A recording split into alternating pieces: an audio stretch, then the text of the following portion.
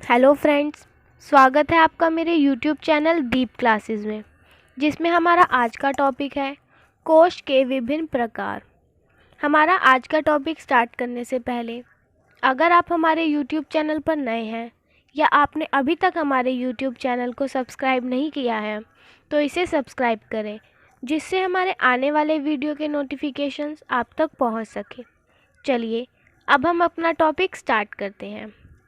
कोश एक ऐसा संदर्भ ग्रंथ होता है जिसमें प्रयोक्ता की अपेक्षाओं के अनुसार शब्दों के अर्थ, संदर्भ तथा विवेचन क्रमबद्ध, सरल व सामाजिक ढंग से प्रस्तुत किए गए होते हैं।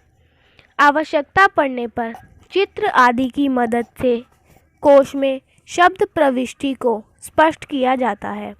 वस्तुतः कोश में किसी भी भाषा के शाब्दिक उच्चारण, व्याकरणिक कोटि, अर्थ, पर्याय, प्रयोग आदि से संबंधित विवरण दिया जाता है, लेकिन कुछ में ये समस्याएं अधिक दी जाती हैं और कुछ में कम। इसमें सुविधाजनक एवं सहज ढंग से शब्दों की क्रमबद्धता का ध्यान रखा जाता है, ताकि शब्दों को खोजने में अत्यधिक परिश्रम ना करना पड़े। यदि शब्दों को वर्ण के क्रमानुसार रखा जाए तो जिन ग्रंथों को कोश की संज्ञा नहीं दी जा सकती उन्हें भी कोश कहा जा सकता है, जैसे नाट्य कोश, जीवनी कोश, पौराणिक कोश आदि।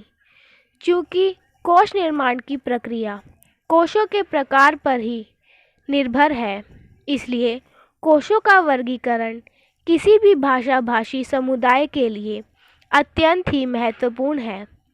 कोश के अनेकों प्रकार हो सकते हैं, लेकिन कोश का विभाजन निम्नलिखित बिंदुओं के आधार पर समझा जा सकता है। पहला है समकालिक कोश। जिस कोश में हम भाषा के किसी समय विशेष के शब्दों का वर्णन करते हैं उसे समकालिक कोश कहते हैं। इसमें ऐतिहासिक सूचना का समावेश होता है। दूसरा, कालक्रमिक कोश। जिस कोश में एक काल से दूसरे काल तक के शब्दों की विरामावस्था का निरूपण किया जाता है उसे कालक्रमिक कोश कहते हैं। इसमें अन्य कोशों की तरह की विलुप्ति का निर्देश मिलता है तथा व्युत्पत्ति संबंधी सूचना ऐतिहासिक होती है।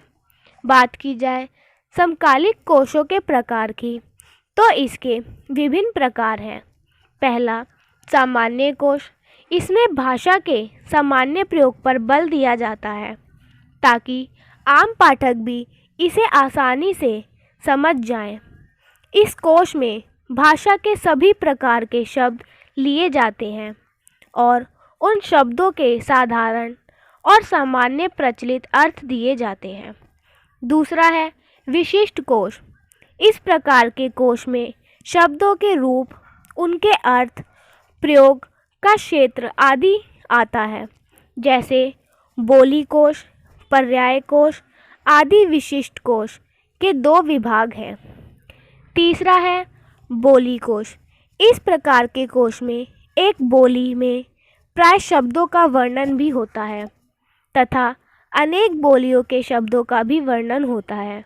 यह कोश बोली विज्ञान की सहायता से निर्मित होता है, जैसे भारतीय भाषाओं में इस प्रकार के कोशों को देखा जा सकता है। चौथा है पेशेवर विवरण संबंधी कोश। इस प्रकार के कोश में किसी क्षेत्र विशेष के लोगों के शब्दों का विवरण दिया जाता है, जैसे कृषि संबंधी कोश, वाणिज्य संबंधी कोश और व्यवसाय संबंधी कोश। पांचवा है तकनीकी से संबंधित कोश, जैसे प्रशासन विधि, इंजीनियर, सर्जरी, भौतिकी, जैविकी आदि विषयों के लिए भिन्न भिन्न कोश होते हैं। भूमंडलीकरण, संचार क्रांति आदि के कारण भाषा में इस प्रकार के कोशों की अनिवार्यता काफ़ी बढ़ रही है। छठा है गुप्त कोश, कोड संबंधी कोश। कुछ कोश ऐसे होते हैं जिसमें शब्दों का प्रयोग गुप्त अर्थ के रूप में किया जाता है, जिसे कुछ लोग ही समझ पाते हैं। इनका प्रयोग एक खास किस्म के लोगों द्वारा ही किया जाता है, जैसे सट्टेबाजी में, आतंकवादी गतिविधियों के बीच में, डकैती आदि के बीच इनका प्रयोग किया जाता है।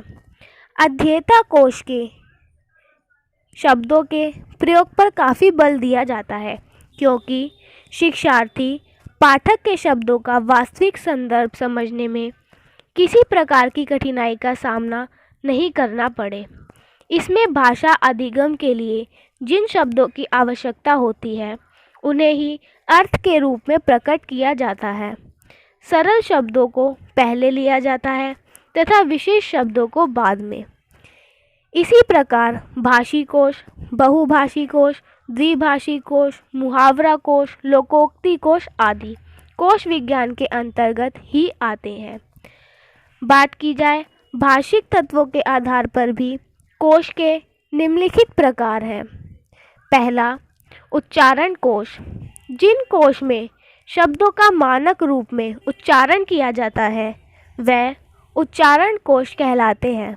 अगर किसी भाषा में उसके लेखिमों तथा स्वनिमों में सामंजस्य नहीं बैठता और काफ़ी अंतर होता है तो उच्चारण कोश इनमें समन्वय का काम करता है।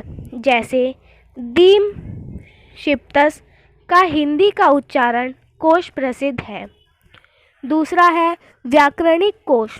इस प्रकार के कोश व्याकरणिक कोटियों जैसे वर्तनी, लिपि, लिंग, वचन, कारक आदि के आधार पर निर्मित होते हैं। तीसरा है आवृत्ति कोश। इस प्रकार के कोश देखने में तो समान लगते हैं परंतु अपने अभिलक्षण में भिन्न भिन्न होते हैं। आवृत्ति कोश कहलाते हैं। इनमें शब्दों की आवृत्ति की संख्या दी जाती है। अधिक आवृत्ति वाले शब्दों को पहले दिया, फिर क्रमशः कम आवृत्ति वाले शब्दों को। इसी कोश से स्तरीय कोश का निर्माण होता है। पांचवा है वर्तनी कोश। भाषा का मानकीकरण करने के लिए इस प्रकार के कोश दिए जाते हैं, जैसे देवनागरी लिपि का मानकीकरण। बात करें जाए शब्दार्थ के आधार पर कोश, तो शब्दार्थ के आधार पर भी कोश के निम्नलिखित भेद हैं। पहला, पर्यायवाची कोश। वैसे कोश जिनमें शब्दों के समानार्थी शब्द का प्रयोग किया जाता है वह पर्यायवाची कोश कहलाते हैं।